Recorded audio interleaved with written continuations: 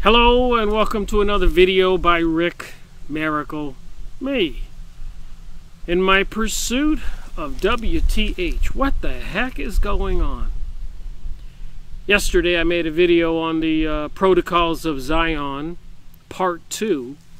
I think in 2013 when I started the series Freemasonry and Satanism, I made Part 1. So I guess another look at that document was timely, appropriate.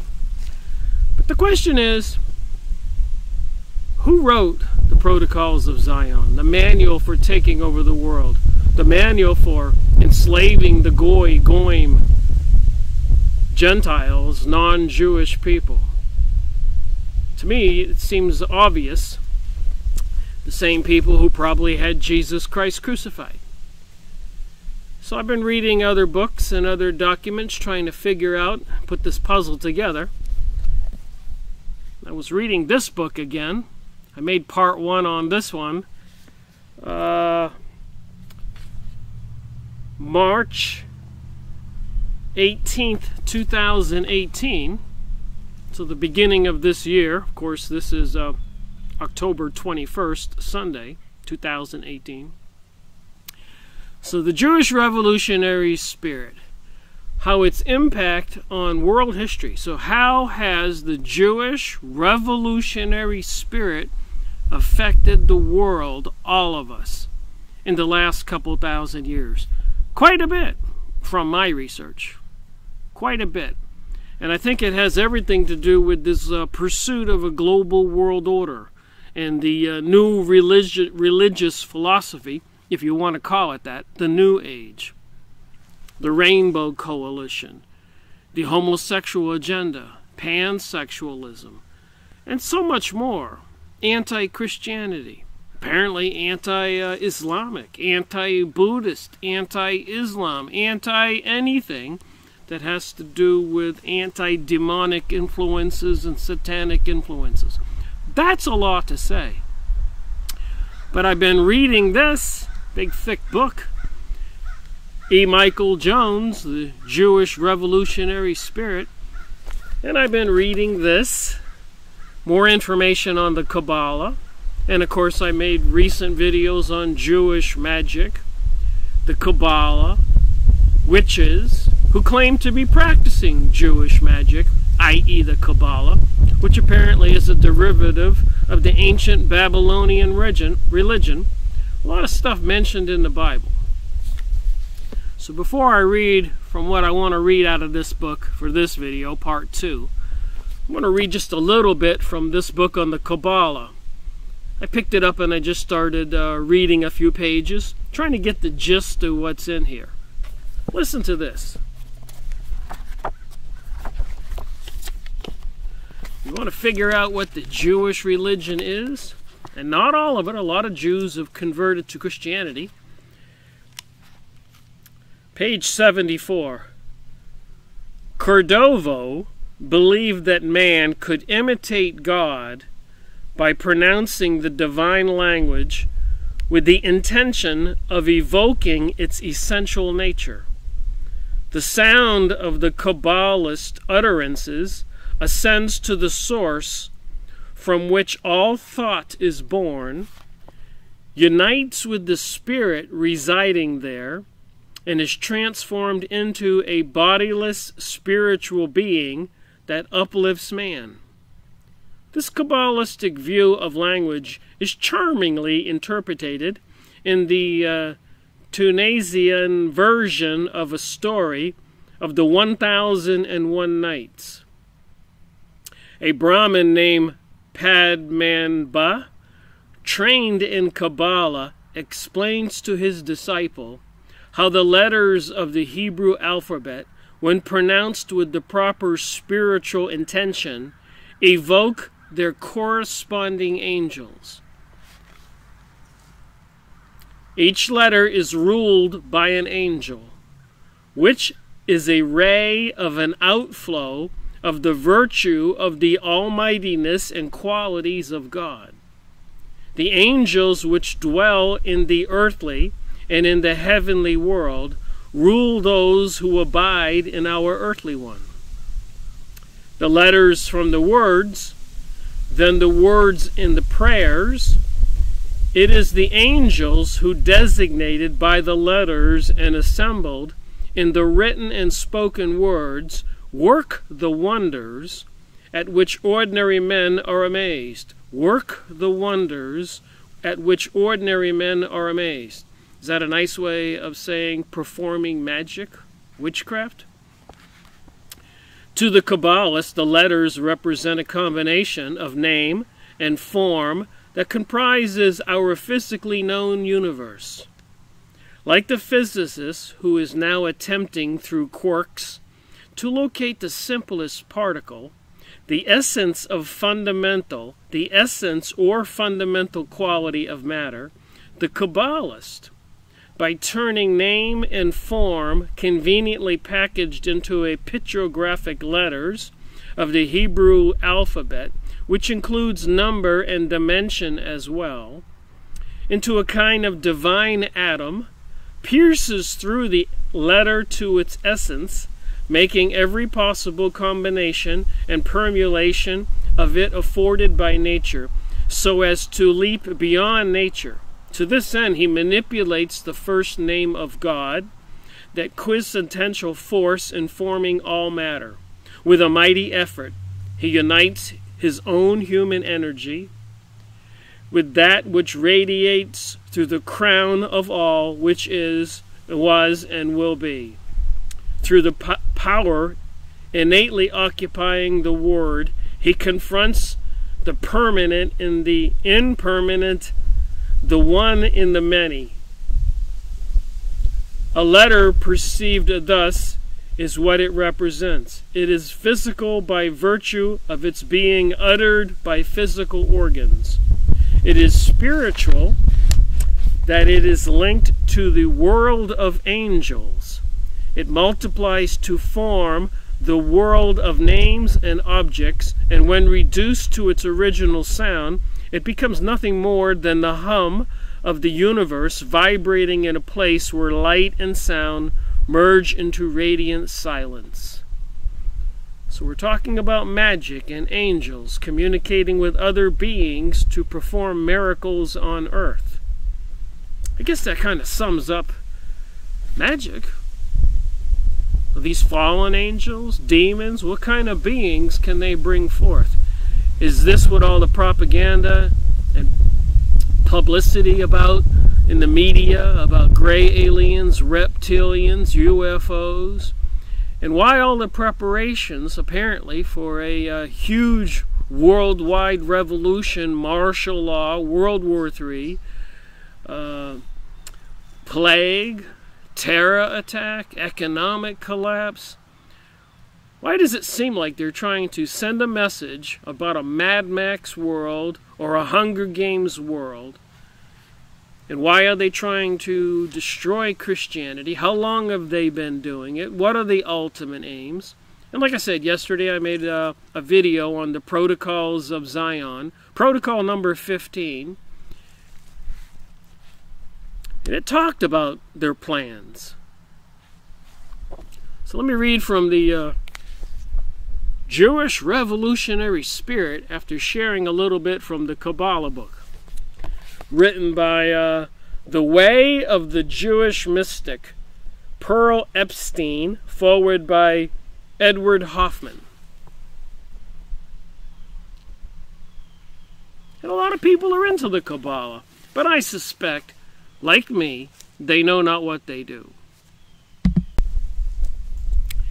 And what I just said there, like me, they know not what they do. Before I learned what was really going on in our world, WTH, I'd read books like the Kabbalah, watched TV programs, thinking they were harmless. Seinfeld, 2.5 Men, Jerry, or Charlie sleeping with a different girl every show, almost, and other programs. And I never thought about it, really. And it was part of the social conditioning. It's been going on a long time. In my opinion, we are under attack. These are some very interesting times. And the biggest problem is trying to get people to wake up. I was even watching another video by Mike Adams, Natural News, who started Real.video, where I've been posting some videos. Man alive, he came out with a really tough video today. Like it's going to be a revolutionary war, and the conservatives, Republicans, ID better arm up and get ready because the liberals are going to start attacking and knifing and shooting politicians, senators, and all that. It's quite outrageous, and it really gives me pause for concern. Because I don't think all the Democrats out there, people who think that they're liberal or progressive, are actually an enemy worth having a revolutionary war about, killing each other. Nor do I believe all the conservative Christian Republicans are all evil people that deserve to be killed by the left. But somebody is promoting that. Who? So maybe some of the answers will be in the Jewish revolutionary spirit. It looks like it's a repeat of history. So what I'm going to read from this book is chapter 7. You can see I've been reading it. Page 221. And it kind of gives us, in these couple of pages, a kind of a story, telling us about the past and what probably is happening right now and why. Roughly 270 years after Nicholas Donin persuaded Pope Gregory IX to allow him to proceed against the Talmud, another Jew converted to Christianity had the same idea. So Nicholas Donin, a converted Jewish person, persuaded Pope Gregory IX to proceed against the Talmud. And the Talmud is the book a lot of Jews use today. They rarely have any Torah Jews, which was God-believing good Jews. The Talmud Jews, the Reformed Jews, apparently the Jews into the Kabbalah, mysticism, magic, maybe Satanism, are part of the Talmud Jews. The Talmud is another interpretation of the Kabbalah, which is a derivative of the Babylonian ancient mystery religion. Ancient history. So anyways, they were trying to convince the Pope that this was a bad book, the Talmud, and we needed to go against the Jews who were sharing that religion, teachings. In 1504, Joseph, I'm going to try to say this name once and try to get used to saying it, so remember it please. Pfefferkorn, so I'm just going to say Pfefferkorn. Looks like a complicated name, P-F-E-F-F-E-R-K-O-R-N, Pfefferkorn. A Moravian Jew, so a converted Jew, converted to Christianity along with his wife and child. So this guy was Jewish, raised Jewish, had a wife and child. And what did he think? What can he share with us? After changing his name to Johannes at his baptism, Pfefferkorn spent the first years as a Christian wandering through southern Germany, speaking German-speaking lands, preaching the conversion to the Jews. In 1509, he settled in Cologne, where he made contact with the Dominicans, who had promoted Donin's efforts to convert the Jews 3 centuries earlier. Pfefferkorn's enthusiasm for the Christian faith was undeniable, but the result of his preaching was meager. In 1516, at the height of his fame, he claimed he had converted 14 Jews after years of effort. He claimed another 5 would have entered the church if the Jews hadn't blackened his name. Pfefferkorn would become famous as a publicist, not as a preacher. The printing press was transforming the movement of information in Europe, and he made good use of this new technology. I was thinking about that. The internet is transforming the movement of information in the world, and apparently these people promoting a global world order are making good use of this new technology.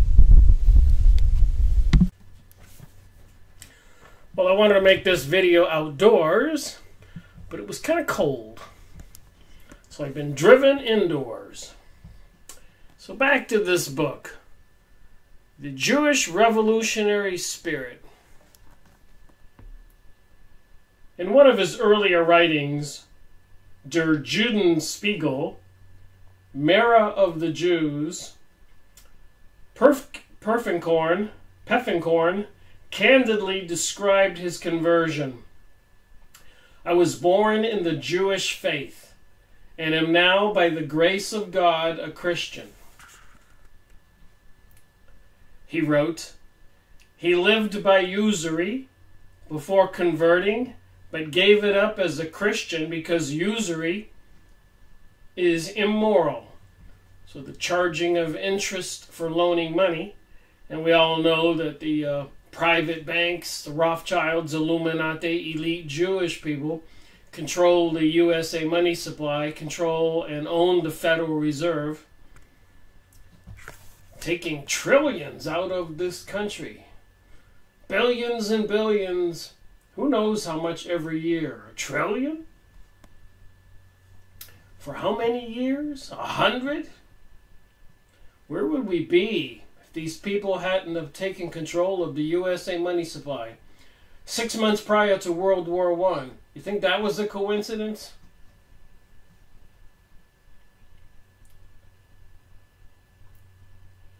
If I continued to associate with Jews, he continued, and continued to take usury, what would you say other than I was in serious sin and that I never really became a Christian, and everyone would condemn me by saying that the blood and suffering of Christ had been lost on me?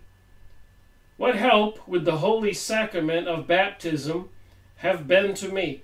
Here's another thing that's interesting, They're trying to convince people that Jesus was a myth and Christianity's no longer needed. But here in the 1500s, there was no discussion about Jesus possibly being a myth. It was accepted as fact. So if it was accepted as fact in 1500, why 500 plus years later, 600 years later, would people start to believe it was a myth? They were closer to Jesus' time than we are today. They would know. But we know who controls our world today, and that's in this material. Pfefferkorn's admission that he was a usurer is significant in light of later slanders. He was accused of criminal activity and even of being hanged for it, but Pfefferkorn denied the charges, saying, 2 Jews wanted to sully my reputation with charges of theft. And believe me, anybody who tries to get the truth out there gets discredited, gets set up for a crime, or gets assassinated. These people are serious who want to bring us this global world order. Pfefferkorn filed suit against his accusers before the imperial court, and they were obliged to pay 30 florins to cover my expenses and had to retract the accusations in public. Most charges against Pfefferkorn are traceable to a document originating from the Jews of Regensburg. Among its milder statements was the claim that he was an illiterate butcher. He was neither illiterate nor was he a butcher, an occupation morally less reprehensible than that of a moneylender. Huh. They didn't look kindly upon butchers back then. In his groundbreaking History of the Jews, Heinrich Gritz recites these slanders faithfully, uncritically, and adds a few of his own, calling Pfefferkorn an ignorant, thoroughly vile creature, as well as the scum of the Jewish people, and a noosome insect who was the tool of the ignorant and fanatical Dominicans. So again, here's a Jew who converted to Christianity, and you can see what the other Jews would say and write about him. Nothing too nice. Goes with the territory. Some evil forces at play in our world. So make no mistake about that when you're reading the newspaper, watching the nightly news. They're talking about sustainability, catastrophic weather continuing, climate change. If we don't cease and desist from producing so much CO2. Even on the nightly news, one newscaster said, we need to reduce it by 47%. Some kind of a huge worldwide austerity program, which is basically a form of slavery.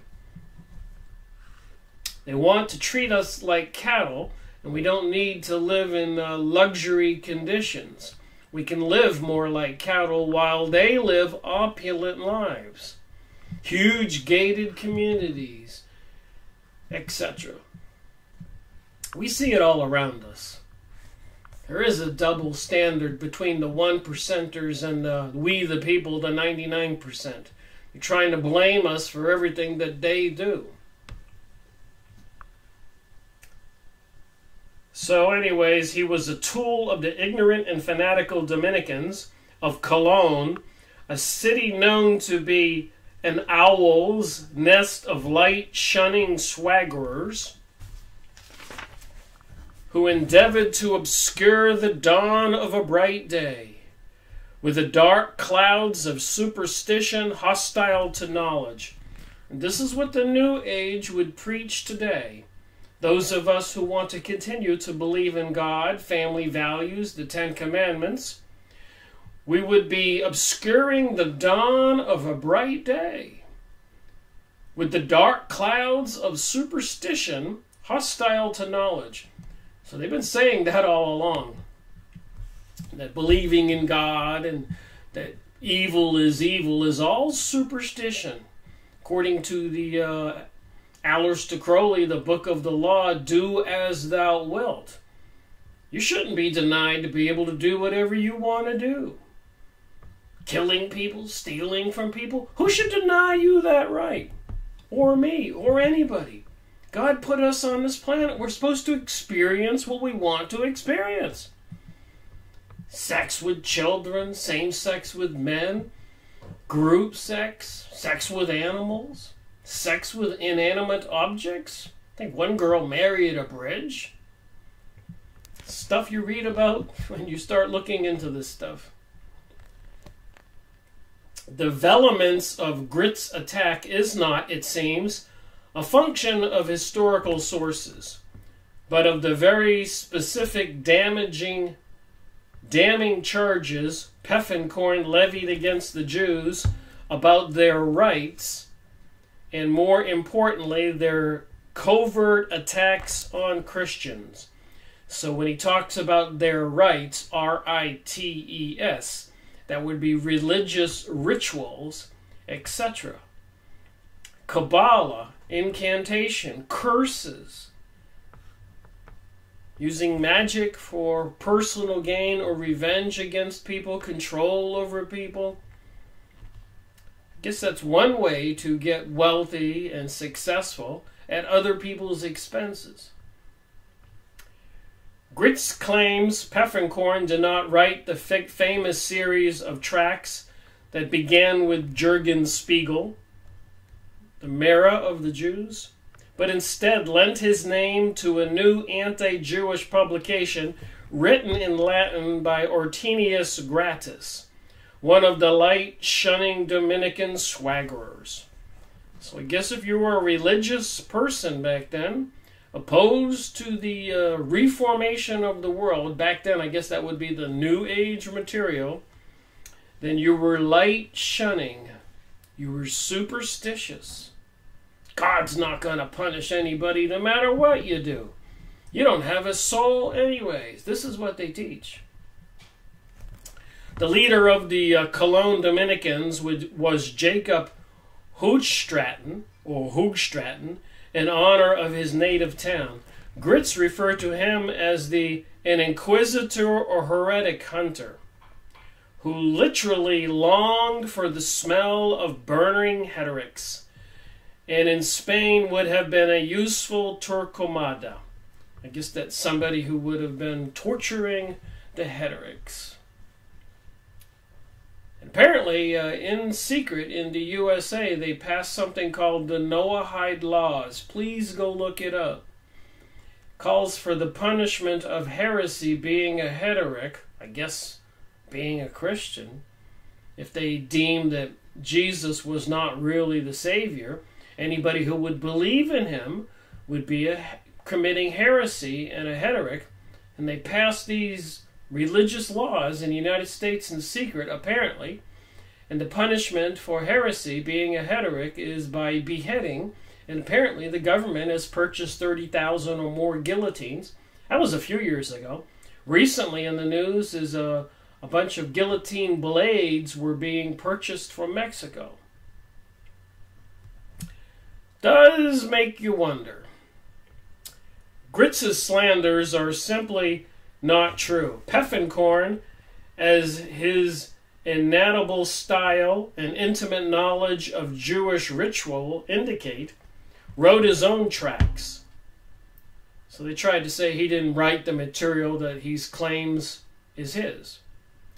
Hans Martin Kern says he can in no way be seen as a tool of the Cologne Dominicans. Ludwig Geiger, Grits' contemporary, noted Pfefferkorn was later accused of scandalous activity by his enemies, including the scurrilous charge that his wife had illicit intercourse with the Dominicans, but Geiger concluded there is no proof of this allegation or the others, and wonders, how did they come into existence? The answer is simple. Stung by Pfefferkorn's criticism, the Jews invented slanders to blacken his name and dissuade others from taking him seriously. And again, they're doing that these days, people trying to fight the fabricated, false global warming, global cooling, climate change, bringing us false flag, terror events, shootings, mind control,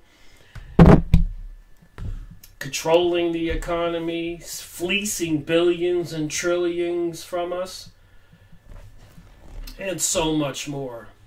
TV programming, movies, media, billboards, radio, magazines, education system, cartoons for children, medical system, insanity.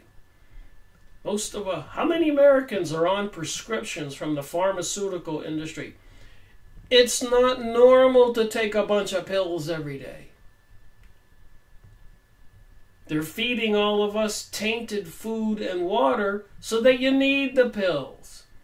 Look into healthy food and how to prepare and purify water and stuff like that. Live healthier. You won't need all those prescriptions. But that doesn't make them billions and trillions. So as long as people don't wake up, they'll continue doing it. The times had changed since Nicholas Donan's conversion in the 13th century. The odium of being Jewish stuck with Pfefferkorn in spite of his baptism. The Dominicans and the Franciscans faithfully supported him in his efforts to convert the Jews. But the merchants no longer were cutting edge in European thought. But the medicants were no longer the cutting edge of European thought. Not quite sure what a medicant is. I read it as merchant. Apparently that's the Dominicans and the Franciscans. Something had happened to the European mind. It was Pfannkorn's lot to discover that. Pfannkorn characterized himself as a wandering preacher to the Jews immediately following his conversion. Der Judenspiegel was supposed to show Jews their errors and prove that the truth of Christianity. And pardon me sometimes for my reading.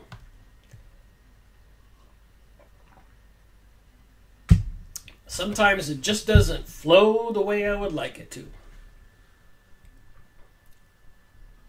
His second book, Judenbeachist, ridiculed Jewish penitential practices. In 1513, Pfannkorn received a permanent position in charge of the hospital of St. Ursula and St. Rivelan in Cologne, a position he held until the end of his life. While traveling through Mainz, Oppenheim, Heidelberg, and Munich, he made contact with the Franciscans, who suggested in the confessional that he take up the battle against the Jewish books, Jewish usury, and for the Jewish conversion. Pfannkorn, like Donin, knew Judaism from the inside. So this guy knew Judaism from the inside. He grew up Jewish.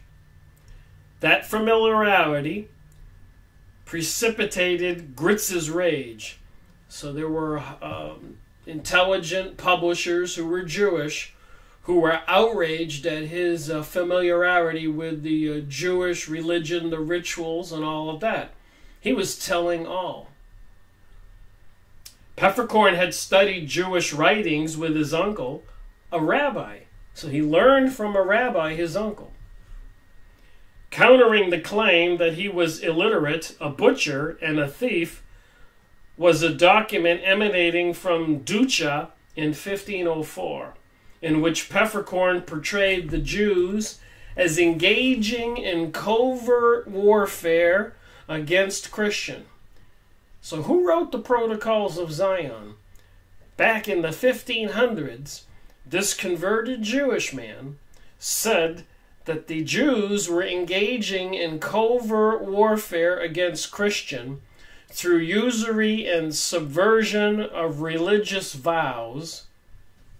The Jews, according to Pfannkorn, subverted the monks' vow of poverty by bribery, their vow of chastity by sexual seduction, and their vow of obedience by undermining all authority.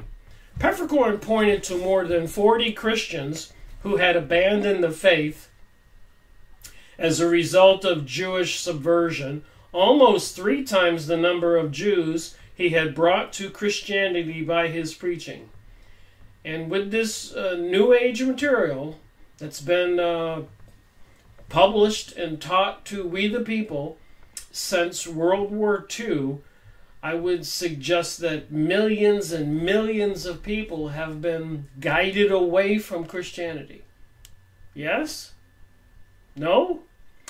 And of course, with the hippie age and the drugs and all of that and free love, and I was one of those people,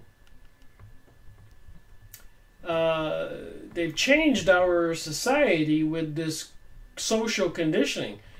And they've changed it for the worse, because prior to all of this, men and women would grow up and get married, have a couple kids, have a house, white picket fence, maybe a pool, a barbecue, have a job. Social life in communities was high in family values. Now we have tons of homelessness, people disappearing, people in the cities hooked on drugs. People can't afford to pay their bills, turning to alcohol. Divorce rate is off the chart. So steering all these people away from Christianity into this light, this New Age teachings, apparently wasn't too good for our world. It's breaking down our world, and I suspect that was the purpose all along. Peppercorn spoke with the air of a man who was giving away secrets. Well, if he grew up Jewish, and his uncle was a rabbi, and he was telling all and converted to Christianity, he was a man giving away secrets. He would know. Because of his insider's knowledge, his claims were a threat to the Jews. In his pamphlet, Ich ben an Balen de Juden vint in mein Renem. You like my German, I guess? The Enemy of the Jews, 1509. That was the name of the book. Peppercorn reiterated Donan's claims, documenting Jewish blasphemies against Jesus, Mary, and the apostles, and the curses against Christians, and the Jews incorporated into their daily prayers. Curses against the Christians that the Jews incorporated into their daily prayers. So is witchcraft real? Can curses hurt people? Would they put them in their daily prayers? The answer to all three of those questions is yes, yes, and yes, from my research. The Jews, said Peppercorn, utter various insults and shameless words every day against God. Mary and his most worthy mother and the whole heavenly host. The Jews call Jesus Manson ben Hernendi, which is to say, one born from an unclean union. Although Peppercorn doesn't say so, Menser is traditionally translated into bastard. The Jews are similarly vehement in denouncing Christ's mother, calling her a sono, which Peppercorn translates into a notorious sinner. Again, Peppercorn is discreet. The word means W-H-O-R-E. I don't want to say it. And I've read a lot of these accusations in the jpost.com, Israel's most popular newspaper, like we have the New York Times or the Wall Street Journal. And they've said these ugly things. And I have it all printed out, those comments in the press releases. Back in 2011 and 12 and 13, I have big binders. And I need to go over some of those comments that those people said to the in answer to the press releases, like we have comments in the press releases here in the USA and other countries in their languages. But the J-Post is in English. You can go online today, jpost.com, read the press releases, read the comments, it's all in English, and see for yourself. Nothing has changed about what they think of Jesus, Jesus' mother, and Christians. And of course, not all Jews.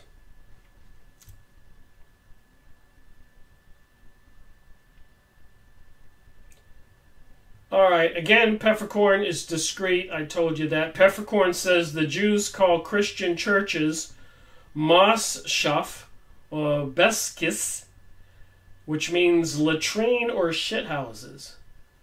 Additionally, the Jews hate the sign of the Holy Cross and find it quite unbearable. And that's interesting because I've shown a document when I first heard about that. I put in the Yahoo search engine, the cross offends Jews, and I did find results. So again, if the Jewish people, which it appears they do, like the Jewish Political Action Committee, the JPACs, control the United States and the politicians, they are the largest political actions, and Israel gets more money than any other country in the world from the U.S., and even Prime Minister Sharon of Israel, 23 days later after 9/11, said, don't worry about America, we control America. And the Americans know it.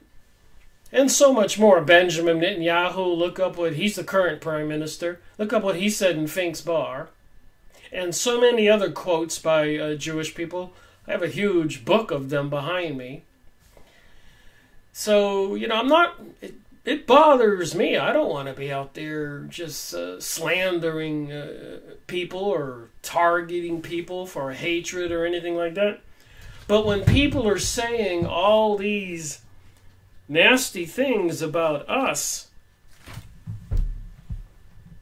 and apparently control our politicians, even putting our politicians' faces on coins with previous kings who helped rebuild King Solomon's temple the second time. It says temple coin on this coin. And then, of course, it says the temple on this picture on the back of that coin. And above it, it says Balfour Agreement, the agreement they made during World War I, on the top of this coin. And the declaration, Donald Trump saying that the USA recognizes Jerusalem as the capital of Israel. So it's pretty obvious why they pulled off 9/11. And that's why they pulled off World War I and World War II. Those were planned events, even predicted by leading Freemason in the 1880s, Albert Pike, writing a letter to his friend Mazzini in Italy. I have so much more material to support this. This isn't just a little bit of hearsay or a little research. I started in 2005, going on 15 years, making videos going on 6 years. Research, press releases, magazines, books, videos, non-stop since 2005. It makes it clearer who wrote the Protocols of Zion. They did. They're doing what that document says they were going to do. I made a lot of book reviews on a lot of books on these topics. Automaker Henry Ford, 1920s, bought a newspaper because he saw all of these things happening here in America after World War I, and before and after. They were having barracks set up all over Europe, bringing these Russian Jews and other Eastern European Jews, Yiddish Jews, to America.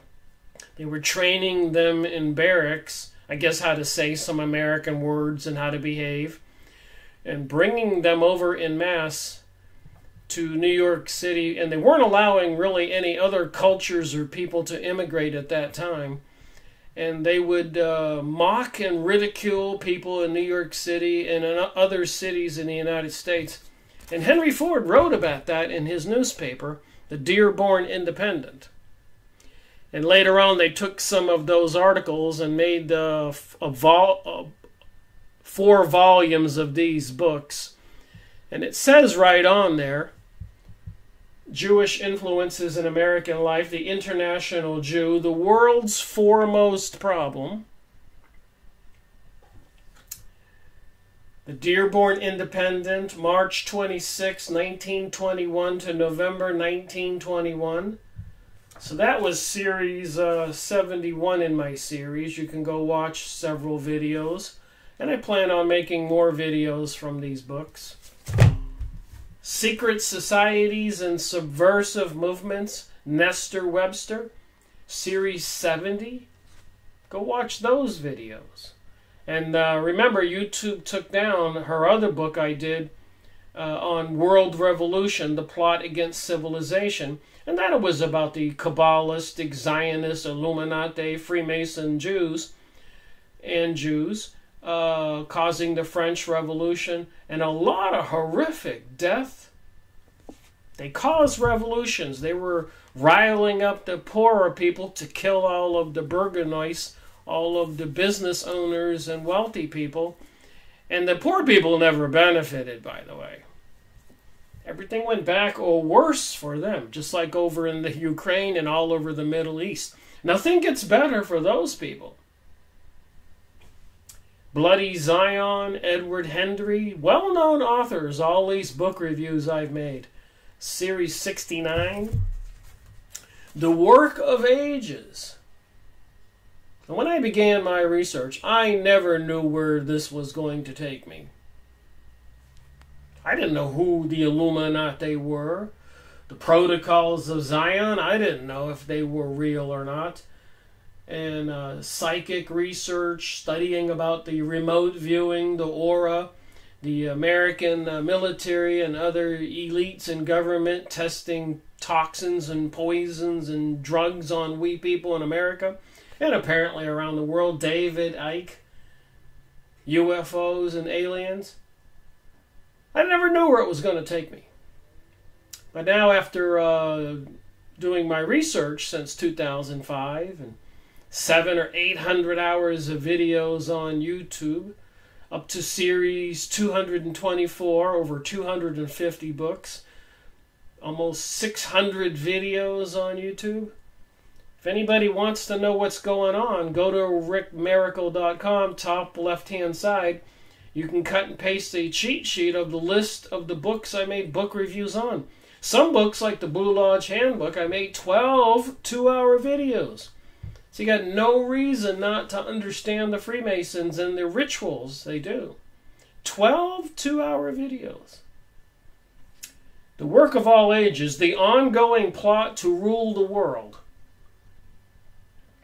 From biblical times to the present. So who do you think wrote the Protocols of Zion? They wrote it, but they did not intend for it to fall into our hands. Like a lot of the books of the Freemasons, like Moral and Dogma, they did not intend for those books to fall into our hands. But the way the world is now, you know, somebody dies and somebody buys all the stuff from the estate, all the furniture, all the boxes, everything. And then it winds up at auction, and used book buyers buy up boxes and cases of books. And so they wind up back into the public arena. Tex Mars, the holy serpent of the Jews. Tex Mars says the FBI even visited him once. And he's a religious preacher type of guy. He welcomed into his office and sat down and shared what he was doing. And I guess they left him alone.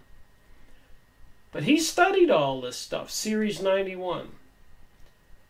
So are these particular people into the Kabbalah, into the mystery Babylonian religion, witchcraft, black magic, Jewish magic, are they worshiping serpent and demonic beings and using them, controlling them for their own personal gain and perversions and psychopathic reasons, dictatorships, etc.? It seems so. Series 91. Another author here, Ben Withrop. So they brought us World War II. They were saying before World War II ever started, even publishing it in newspapers, that 6 million Jews were in danger. They've been doing that for a long time. But during World War II, or at the end of it, somebody got the brilliant idea, 6 million Jews got killed. It was a Holocaust. And they're making a religion out of that. And Germany is still paying. The New World Order. So they're using this religion of that event to put everybody on a guilt trip. Meanwhile, that symbol means 6 on the earth here. And if you go buy Monster drink, there's 3 of these symbols on the drink. 666. Get it? The mark of the beast, Monster drink. They're showing us all these symbols everywhere. So you can go watch my video on this book, Series 90. And again, like I said, Henry Ford, the volumes from all the excerpts from his newspapers. This would be Series 95, probably 5 or 6 two-hour videos.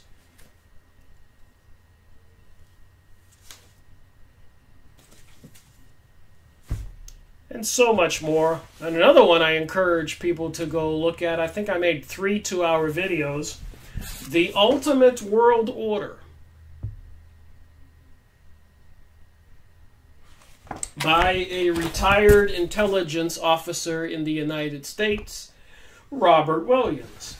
And he discovered in a Texas library a particular book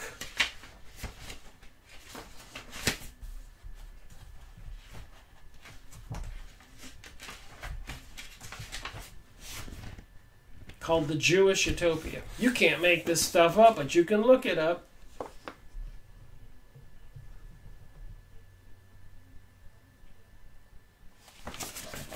So only certain people could sign out that book and read it, called the Jewish Utopia. It's almost identical to the Protocols of Zion. And anyways, it was written by Michael Higger, PhD. And I've read in other material where he was a rabbi. So you can't deny the Jewish Utopia, and if you read it, you're almost reading the Protocols of Zion, what they think of us and what they plan on doing to us. 3 2-hour videos. So anyways, I just wanted to further convince my mind and people watching my videos to do some homework and go get the Protocols of Zion online and print them out, read them, highlight it, share it with your friends, and apparently they are quite real. All this other material, I could pull off another 100 books off my shelf over here that I've made book reviews on and show them here. So I've certainly done my homework since 2005, trying to figure out WTH, and back then, I had no clue. And if you watch my earlier videos, I don't say anything to point out who's doing it. I'm trying to find out who's behind this 9/11 and economic collapses and terrorism. And I didn't know who was behind World War I and World War II and why they fought those wars. And both of them had implications of deals made with the Jewish people to bring us to the point where we are today, where Israel and the Jews and the elites, banksters, etc., are actually controlling our whole world and the politicians. I believe it. Like I said, I could pull 100 more books off these shelves that I've made book reviews on. But let me continue reading from a famous author, the Jewish revolutionary spirit. So apparently they've had this revolutionary spirit for thousands of years, which has caused them a lot of trouble when communities have finally had enough, banished them, exiled them, massacred them, policed them. Even Russia did that for 100+ years, and many Jews were fleeing to Germany, and they found safe refuge. And then during World War I, they turned on Germany because the German leadership would not go against Turkey, the Ottoman Empire, who controlled the Middle East. And why should they go against the entire Middle East? Because these Jews wanted the Palestinians' land to bring back some kind of biblical prophecy. And it looks like they have, and they are.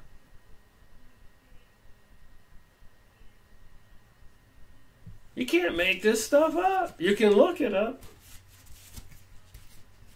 Our leaders are coming from skull and bone organizations. These two guys running against each other, coming from the same skull and bones organization. So what would it really matter which one would have won, the Democrat or the Republican? It wouldn't matter. It doesn't matter. Then they have all this fever, all this material going out there on the news, nightly news. When you go downtown, everywhere you go, they have these little stands and people standing there handing out these sheets of paper. Are you registered to vote? You got to vote. You got to get your rights. You got to elect people who are going to represent you. And what percentage of the population are mind-controlled into this liberal progressive attitude, pansexual, pro-homosexual marriage, transgenderism, anti-national, pro-global world order, tear down the fence, nobody cares who comes in here? That's mind control. That's just wrong. Anyways, back to this book. If they see pieces of wood or straw on the ground that are by chance arranged roughly in the shape of a cross, they push it apart with their feet, that they may no longer have to look at it. So apparently, it says here in this book, additionally, the Jews hate the sign of the Holy Cross and find it quite unbearable. So you know why the Christian symbols are disappearing at Christmas time. And I did look it up, like I said earlier in this video. The cross is offensive to Jews. There are many results for that. So what is in this book is true. What is in the Protocols of Zion is true. There is a war going on. And it's something that's been going on for thousands of years. If a Jew knowingly crosses a churchyard and listens to an organ, he believes that his prayers will not be heard by God for 30 days. Peppercorn also claimed Jews were revolutionaries who pray for vengeance against the whole Christian church and especially the Roman Empire. Oh my. So if they pull off this world revolution, like Mike Adams was talking about, publisher of Natural News and the new website real.video where I've been posting some videos, and they actually have a revolution here in America where all the progressive liberals get up in arms and start rioting and racing and killing Christian conservatives. Or vice versa, the Christian conservatives gather together with their guns and the police and the military and start killing all of the progressive liberals. It'll all have been instigated, and it'll be Americans killing Americans, and that is the intent. Then they'll bring in the United Nations, bring us martial law, everybody will be policed, microchipped, enslaved, and all the resistors, whether you're progressive, liberal, Christian, conservative, resistors will be eliminated immediately. According to the research material that I see. Does anybody see it differently?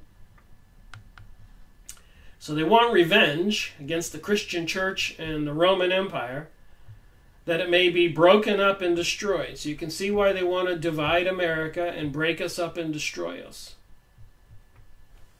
And from my research, and with the controlling forces of the intelligence agency supporting these peoples, vying for a global world order, they've overthrown governments like Brazil and Chile.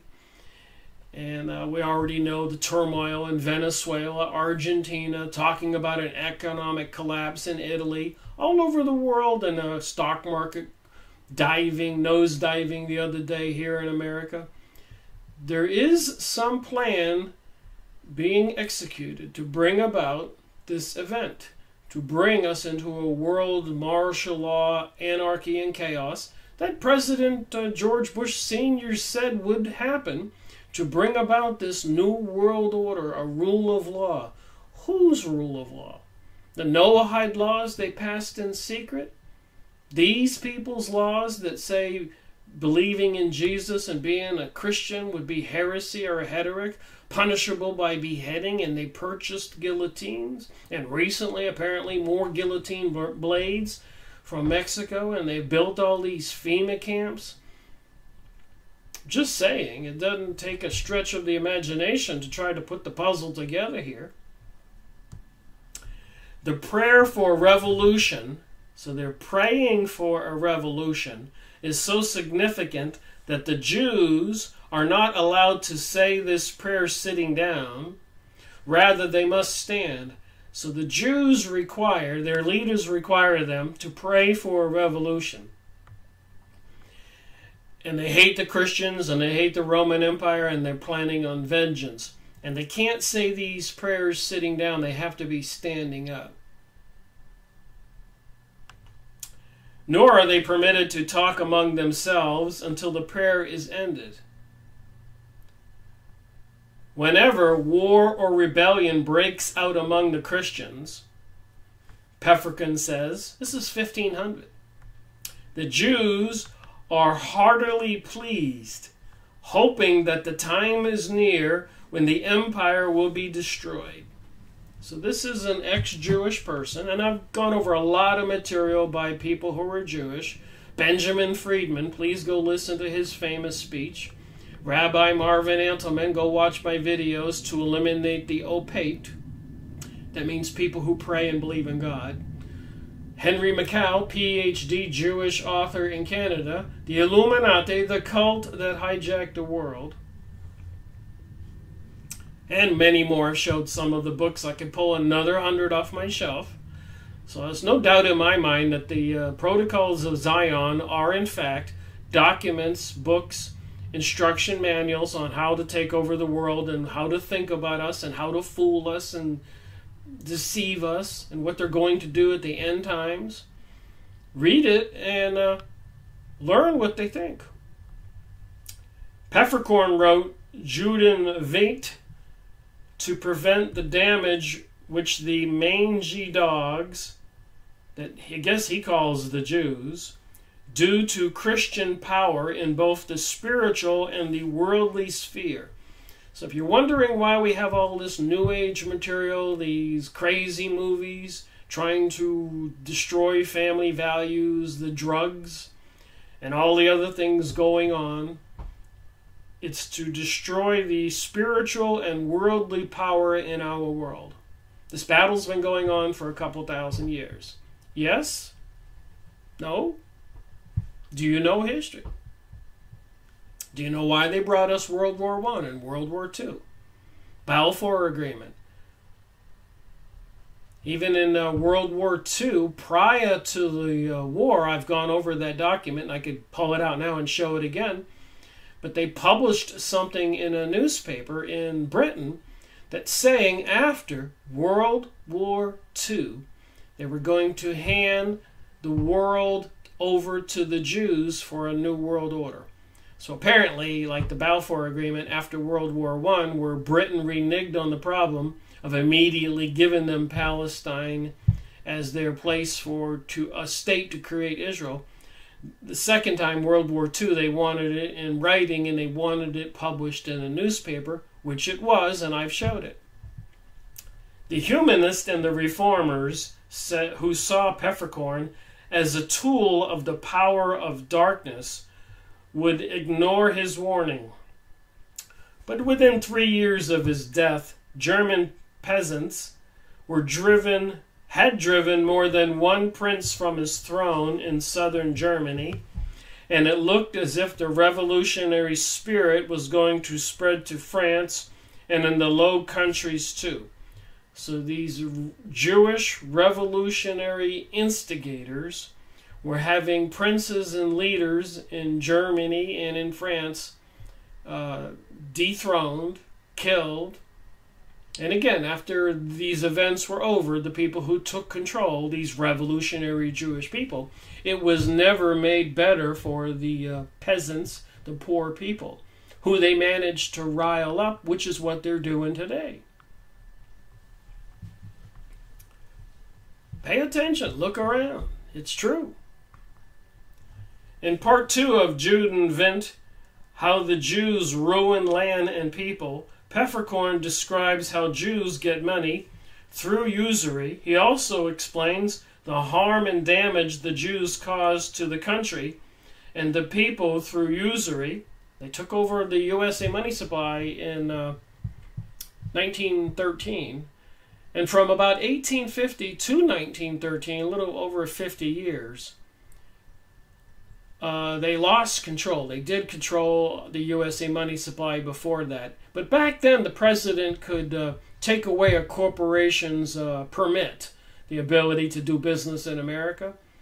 And so I think 3 or 4 presidents were attempted to be assassinated. 2 were actually poisoned and killed, trying to get control of America's money supply. But finally, they put Woodrow Wilson in office after President Taft, the president before Woodrow Wilson, refused their advances and wouldn't go along with their desire for a homeland in the Middle East, wouldn't go along with their desire to control the USA money supply. So they laughed at him and they said, well, the next president will put in office and will control him and he'll do what we tell him. And I believe every president since Woodrow Wilson has been under their control.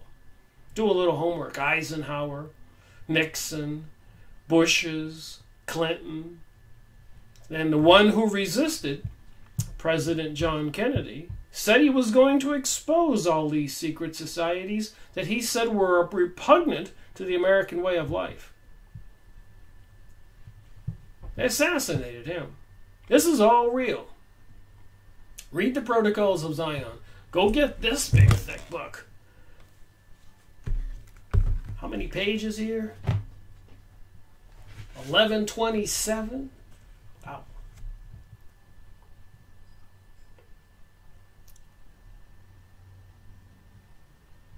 The harm, the damage the Jews caused to the country and the people through usury.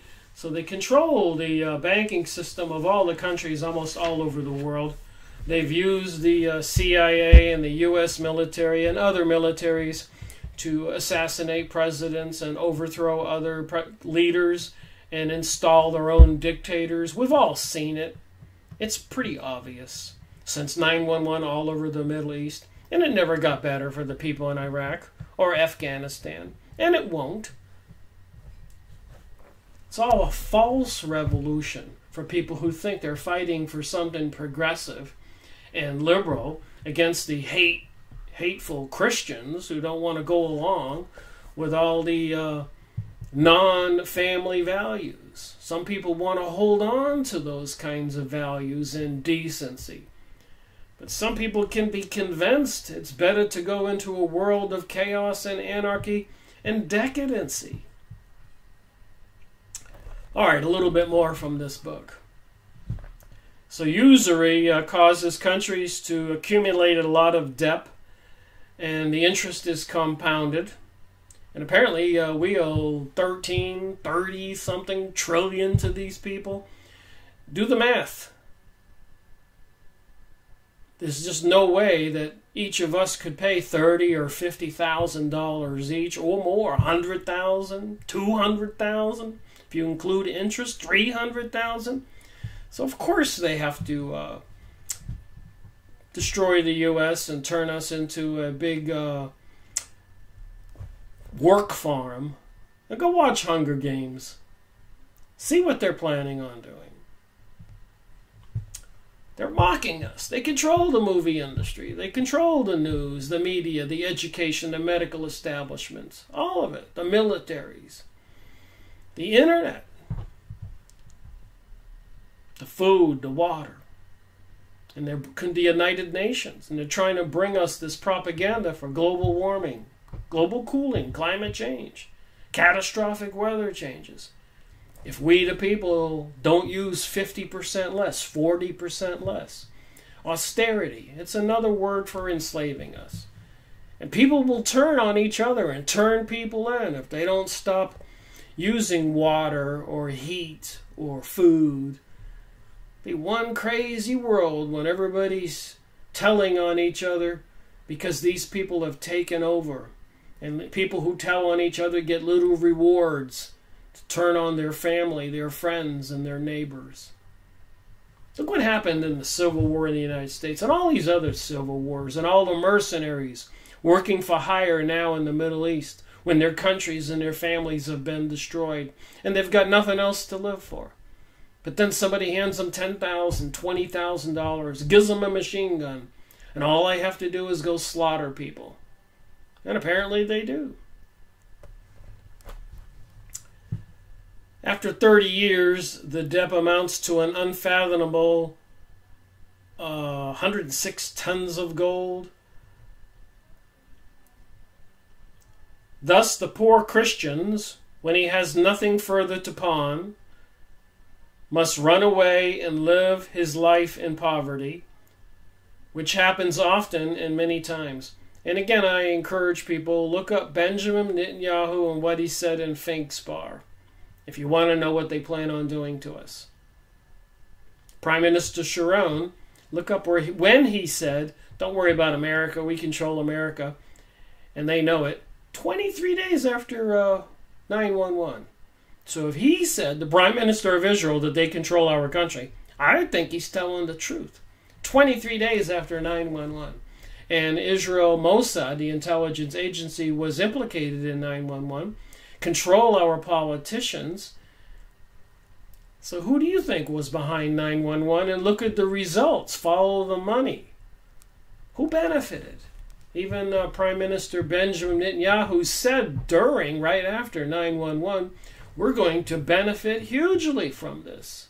Israel benefits. You are able to rile up all the Americans with hatred against the Arabs so the USA military and the other militaries in the Pentagon can slaughter all those people. And they were all innocent. We the people need to wake up. And quickly.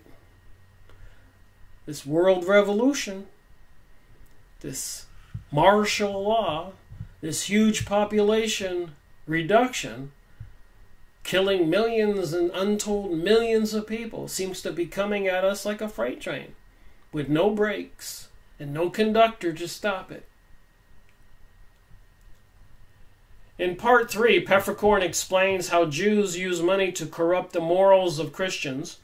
Jews use their ill-gotten wealth to cause Christians to commit great sins. Jews usually prevail in court because of bribery. So am I supposed to believe what this author puts in this book? And his videos are still up. Will my videos be pulled down or restricted? I noticed that. I guess the little guy like me, they can just eliminate my channel, the videos, restrict them. And there's pretty much very little I can do. Jews usually prevail in court because of bribery. The only reason for this is their ill-gotten money, which Christians accept from them in exchange for helping to muddle and cover up their case and make it appear just. Jews use their wealth to lead astray not only common people, but even educated men. And of course, all that wealth is what guides all of our politicians. They wouldn't be in office if they hadn't agreed to do what they're told. The Political Action Committee, the JPACs, control them. They wouldn't get the money they need to win elections. It costs millions. And if they ever change their mind about doing what they're supposed to be doing or what they're told, like President John Kennedy, they could be assassinated or discredited or have some kind of material used to blackmail them or set them up. Apparently they've done that enough times. So they're corrupting the morals of Christians by undermining their faith. The Jews, Peppercorn writes, cause many Christians, learned and unlearned, to doubt their faith, as I have shown in other books of mine. This is a Jewish man who was taught by a rabbi who's saying these things, not me. Am I supposed to believe him with all the other material I've gone over? Thus there is much heresy where Jews live. Also one finds that Christians commit unchaste acts with Jews and have children by them. These children remain Jews, which is no doubt a great and notable and shameful evil. Christian blood is subjected to eternal damnation. And as I have mentioned at the beginning of my booklet, there is in the whole city no sect or nation that hates the Christians more than the Jews.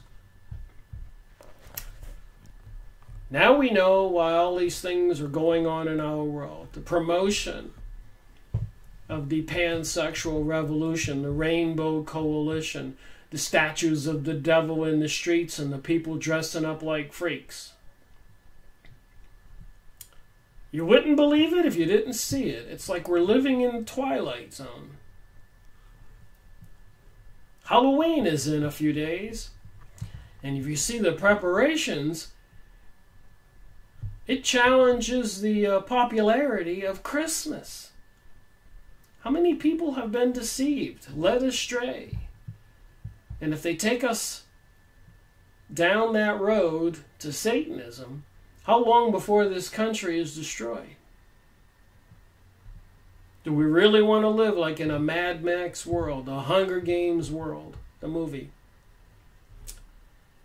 The Jews also live in a world of political illusions generated by the central hope that of the Jews that a Messiah will deliver them.